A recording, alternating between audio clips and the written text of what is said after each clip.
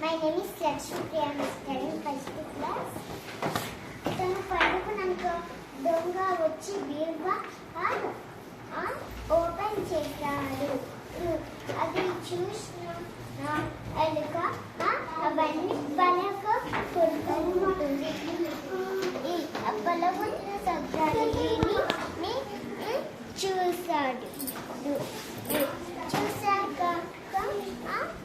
అందరికి బొద్దున చెప్పాడు.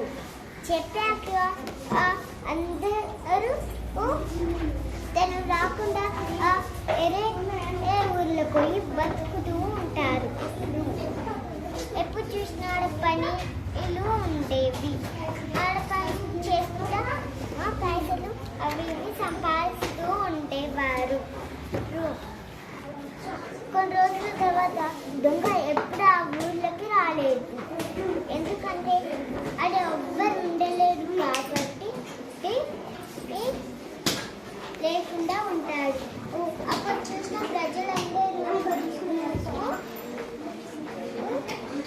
ఎలుకకి థ్యాంక్స్ చెప్తారు.